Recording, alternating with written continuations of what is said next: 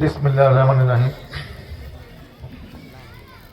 রোস্তম মাকবুল জামে মসজিদ উদ্যোগে আজকে এই ওয়াজ মাহফিলে সম্মানিত সভাপতি জনাব ওবায়দুল্লাহ, যিনি এই প্রতিষ্ঠানেরও সভাপতি, উপস্থিত রাজনৈতিক দলের নেতৃবর্গ, এলাকার মুরব্বিয়ান, সুধীমণ্ডলী এবং বাড়িতে বসে যে সকল মা বোনেরা আমার এই বক্তব্য শুনছেন, আসসালামু আলাইকুম।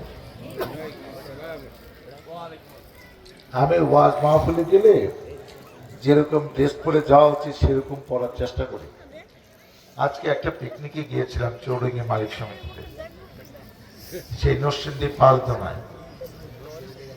মাগিয়ে নামাজে পড়ে এখান থেকে রওনা দিয়েছি। একসময় মনে করেছিলাম যে শরীরটা ভালো না, যাব না।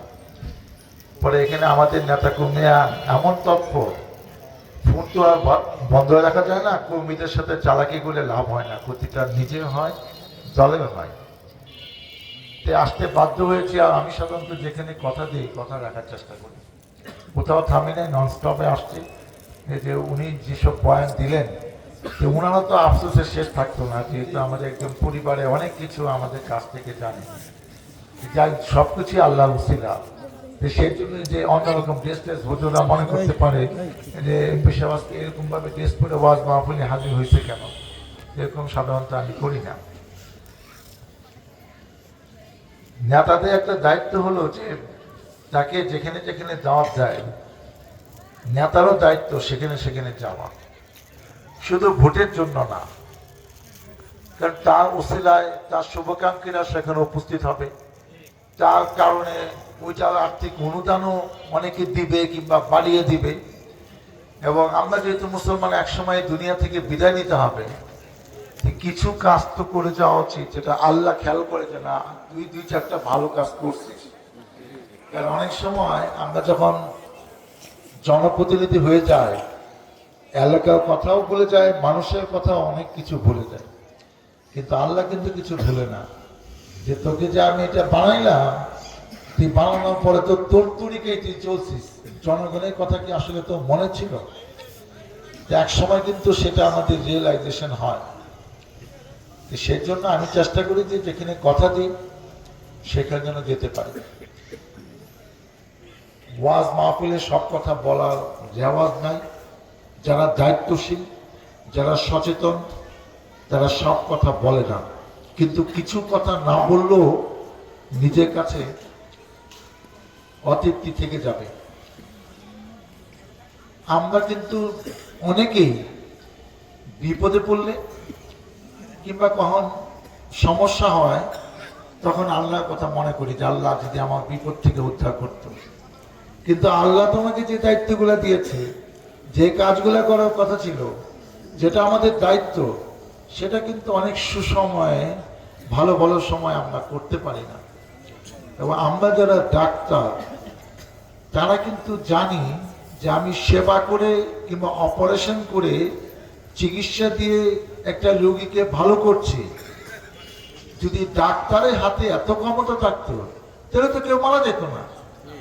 আসল উসিলা কিন্তু মহান আল্লাহ তাআলা, যে তার উসিলায় ডাক্তাররা সেবা করে এবং ডাক্তার একটা মাধ্যম, একটা উসিলায় ওই রোগীটার জীবন বাঁচে, ওই রোগীটা সুস্থ হয়। আপনি একটু চিন্তা করেন যে এই যে আমাদের দুইটা চোখ, গাড়ির হেডলাইন কিন্তু একদম সামনে, আমাদের চোখ দুইটা কিন্তু একটা ছোট্ট কোটরের ভিতরে কিন্তু রাখা আছে। এবং রাখা আছে কেন? আপনার ছোটবেলায় কিংবা বড়বেলায় কখনো, এখন তো এইসব এলাকা থেকে বাসসভা কমে গেছে, বাসসভাটার ভিতর দিয়ে যদি বাসঝাড়ির ভিতর দিয়ে কখনো যান, দেখবেন কঞ্চি টঞ্চি আশেপাশে লাগে, চোখে সরাসরি ঢিলা লাগছে কিংবা খুঁচা লাগে, চোখ নষ্ট হয়েছে। কয়টা উদাহরণ আপনার এই গ্রামে আছে? নাই। নাই কেন? কারণ আল্লাহ চোখটা কিন্তু এইখানে না রেখে যদি এইখানে দিত তাহলে কিন্তু অনেক ঘটনা হইত। ওই ঢিলা লাগলে, পড়ে গেলে চোখটা রক্ষা পাইছে, অন্য ব্যথা ব্যথা পাইছেন, যাই হোক। কারণ এইটা সবচেয়ে মূল্যবান। ইয়াং ছেলে পেলে একটা হিসাব জানে যে ক্যামেরা কত মেগাপিক্সেল, তার ক্যামেরা সেলফির জন্য কত, পিছনে ক্যামেরা কত। 50, 60, 100।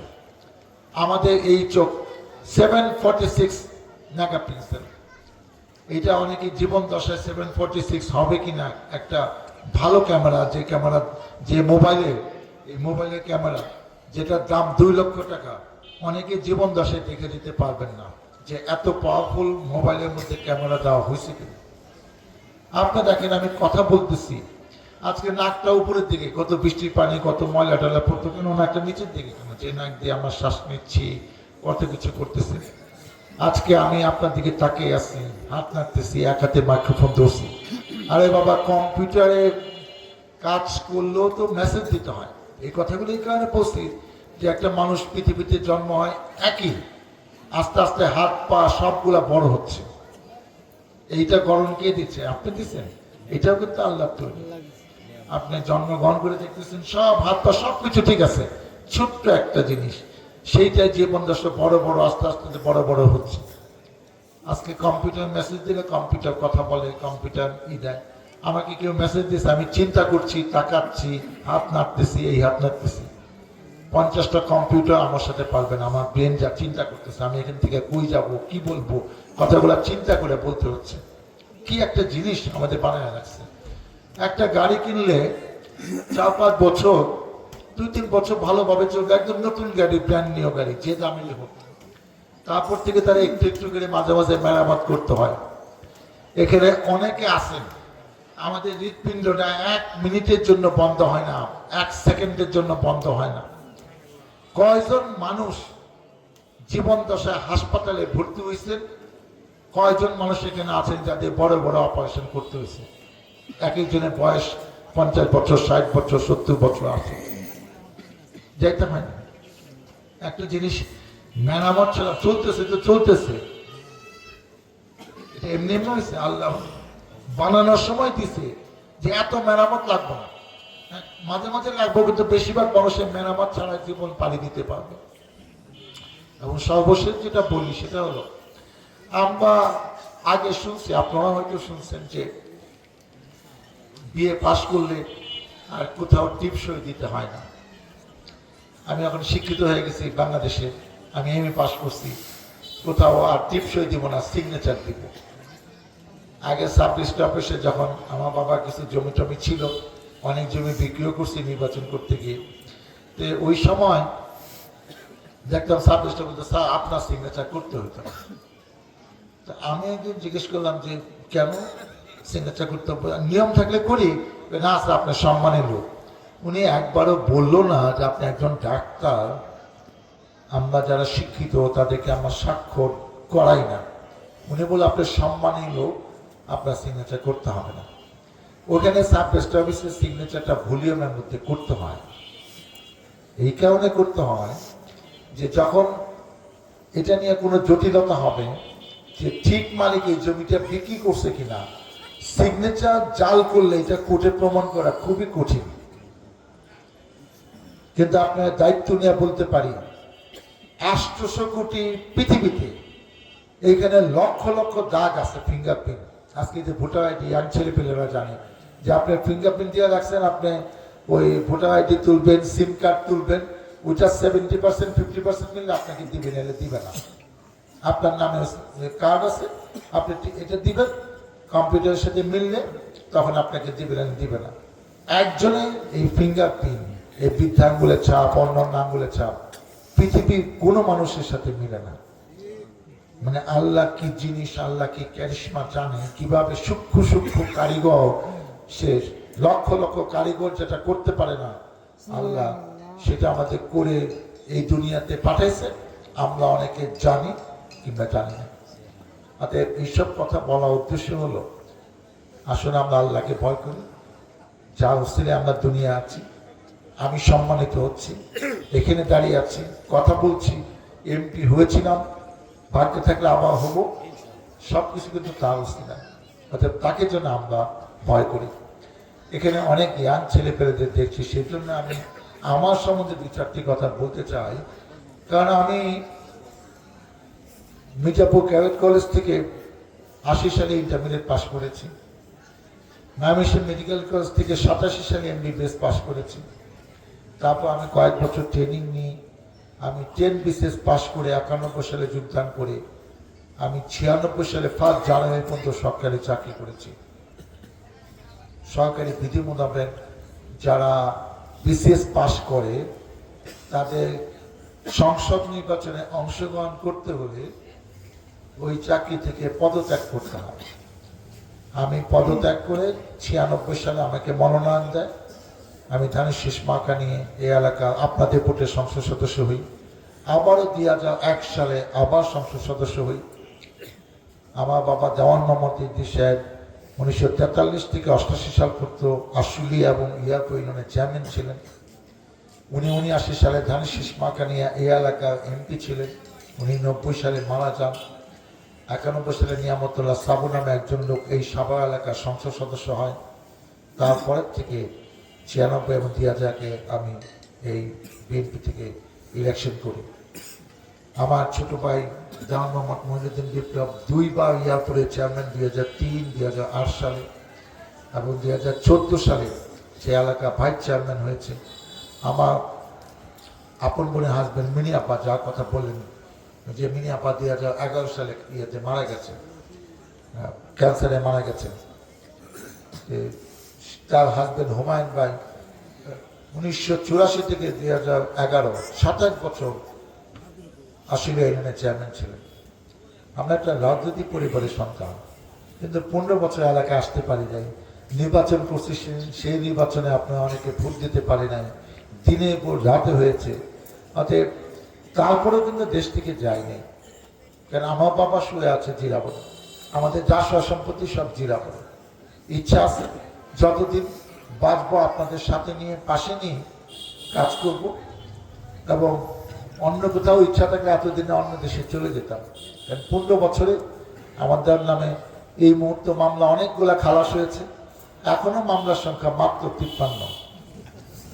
এই সরকার বসে গেলে নাকি থাকবে না, কবে যাবে তাও জানি না। মাত্র 3 বার জেলে গেছে, ভাগ্যে কি আছে জানি না। সবকিছু নিয়েই থাকতে চাই, কারণ আমার মূল জায়গা হলো সাভার, আশুলিয়া, জিরাবো। ওই মাটি থেকে অন্য কোথাও গিয়ে আমি শান্তি পাবো না। বাবা শুয়ে আছে, আমারও ইচ্ছে এখানে শুয়ে থাকা। আমি যে কথা বলতে যাচ্ছি, যে যতদিন বাঁচি সরকারিভাবে কি করব না করব জানি না, ব্যক্তিগতভাবে মানুষের কল্যাণে, মানুষের সাথে, মানুষের জন্যই কিছু করতে চাই। আপনারা আমার জন্য দোয়া করেন। আজকে যে প্রতিষ্ঠানের কথা বললেন, আজকে আমি ওইভাবে প্রস্তুত না। আমি নগদ 25,000 টাকা এখন দিয়ে যাচ্ছি, আর আমি এই 5-7 দিনের মানে আরো 25,000 টাকা আমি দিয়ে যাব।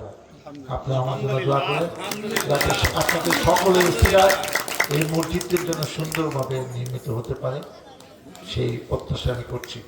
আল্লাহ হাফেজ। আরেকটি কথা বলতে চাই, আজকে একটি গুরুত্বপূর্ণ দিন।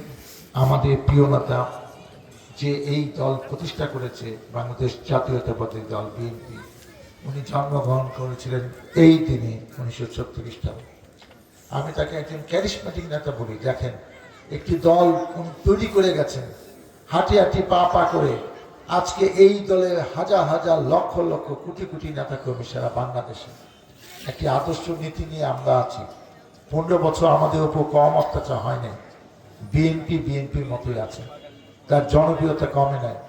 অতএব স্টিমুলার আদর্শ নীতি যদি থাকে, দলের জন্য কমিটমেন্ট যদি থাকে, দলে যদি নেতা যদি আদর্শ নীতিবান হয়, তার অনুসারীরাও কিন্তু বেঁচে থাকে।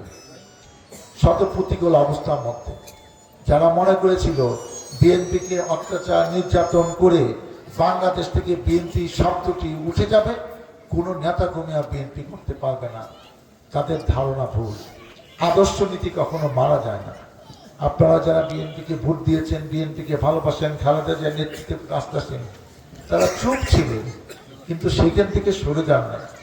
অতএব আজকে এই প্রিয় নেতার জন্মদিন, আমরা অনেক অনুষ্ঠান করেছি, আমরাও দোয়া করব, সুযোগ থাকলে হুজুরকে বলবো আমাদের প্রিয় নেতার জন্য এই মাহফিলের জন্য একটু দোয়ার ব্যবস্থা করেন। সবাইকে ধন্যবাদ। আল্লাহ হাফেজ।